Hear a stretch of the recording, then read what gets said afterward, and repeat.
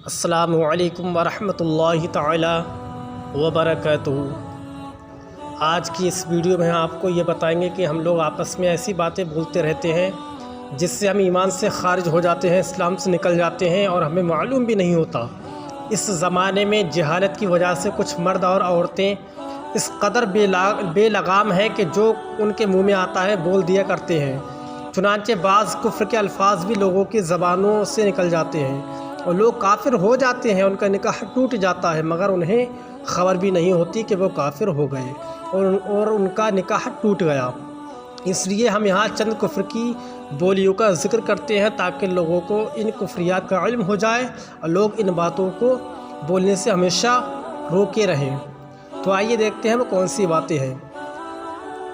خدا کے لیے مکان اور جگہ ثابت کرنا کفر ہے۔ بعض لوگ یہ کہہ دیا کرتے ہیں کہ اوپر اللہ نیچے پنچ یا اوپر اللہ نیچے تم، یہ کہنا کفر ہے۔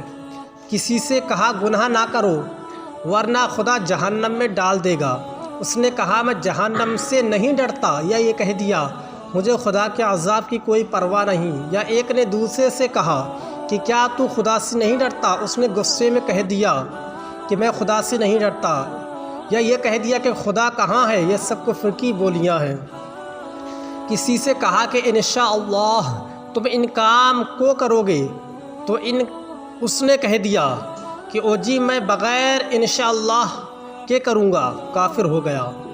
کسی مالدار کو دیکھ کر کہہ دیا کہ آخر یہ کیسا انصاف ہے، اس کو مالدار بنا دیا مجھے غریب بنا دیا، یہ کہنا کفر ہے۔ اولاد وغیرہ کے مرنے پر رنج اور غصہ میں اس قسم کی بولیاں بولنے لگے کہ خدا کو بس میرا ہی بیٹا مارنے کے لیے ملا تھا، دنیا بھر میں مارنے کے لیے میرے بیٹے کے سوا خدا کو دوسرا کوئی ملتا ہی نہیں تھا، خدا کو ایسا ظلم نہیں کرنا چاہیے تھا۔ اللہ عز و جل نے بہت برا کیا کہ میرے اکلوتے بیٹے کو مار کر میرا گھر بے چراغ کر دیا۔ اس قسم کی بولیاں بول دینے سے آدمی کافر ہو جاتا ہے۔ خدا کے کسی کام کو برا کہنا یا خدا کے کاموں میں عیب نکالنا یا خدا کا مذاق اڑانا یا خدا کی بے ادبی کرنا یا ایسے لفظ بولنا جو اس کی شان کے لائق نہیں، یہ سب کفر کی باتیں ہیں۔ جو شخص حضور صلی اللہ علیہ وسلم کو آخری نبی نہ مانے یا حضور صلی اللہ علیہ وسلم کی کسی چیز یا کسی بات کی توہین کرے یا حقیر جانے یا عیب لگائے یا آپ صلی اللہ علیہ وسلم کے مقدس بال یا ناخن کی بے ادبی کرے یا حضور صلی اللہ علیہ وسلم کی لباس مبارک کو گندا اور میلا بتائے تو ایسا شخص بھی اسلام سے خارج ہے۔ جو شخص کسی قاتل یا خونی ڈاکو کو دیکھ کر توہین کی نیت سے کہہ دے کہ ملک الموت آ گئے تو وہ کافر ہو جائے گا۔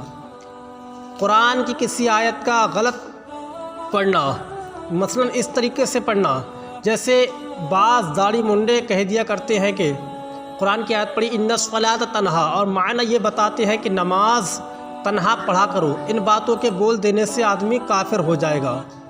اگر کسی نے ایسا کیا کہ آیت پڑھی ان الصلاۃ تنہا اور معنی یہ بتایا کہ نماز تنہا پڑھا کرو، ان باتوں کے بولنے سے آدمی کافر ہو جائے گا، کیونکہ یہ قرآن کے ساتھ مذاق کرنا ہے، تو ان باتوں سے انسان کافر ہو جاتا ہے۔ یہ کہنا کہ رام و رحیم دونوں ایک ہی ہیں اور وید قرآن میں کچھ فرق نہیں، یا یہ کہنا کہ مسجد اور مندر دونوں خدا کے گھر ہیں، دونوں جگہ خدا ملتا ہے، کفر ہے۔ اسی طریقے سے مسلمان کو مسلمان جاننا اور کافر کو کافر جاننا ضروریات دین میں سے ہے۔ کسی مسلمان کو کافر کہنا یا کسی کافر کو مسلمان کہنا کفر ہے۔ جو کسی کافر کے لیے اس کے مرنے کے بعد مغفرت کی دعا مانگے یا کسی مردہ کافر مرتد کو مرحوم مغفور کہے یا کسی مردہ ہندو کو باشی کہے وہ خود کافر ہے۔ خدا کی حرام کی ہوئی چیزوں کو حلال کہنا یا خدا کی حلال کی ہوئی چیزوں کو حرام کہنا یہ بھی کفر ہے، یا خدا کی فرض کی ہوئی چیزوں میں سے کسی چیز کا انکار کرنا یہ سب کفر ہے۔ ضروریات دین میں سے کسی چیز کا انکار کرنا، مثلا توحید، رسالت، قیامت، ملائکہ، جنت، دوزخ، آسمانی کتابیں، ان میں سے کسی چیز کا بھی انکار کرنا کفر ہے۔ قرآن مجید کو ناقص بتانا یعنی ادھورا، اور یہ کہنا کہ اس میں سے کچھ آیتیں نکال دی گئی ہیں، یا قرآن مجید کی کسی آیت کا انکار کرنا، یا قرآن میں کوئی عیب بتانا، قرآن مجید کی بے ادبی کرنا، یہ سب کفر ہے۔ تو ان باتوں پر غور کریں اور زیادہ سے زیادہ اس کو شیئر کریں۔ السلام علیکم ورحمۃ اللہ تعالی وبرکاتہ۔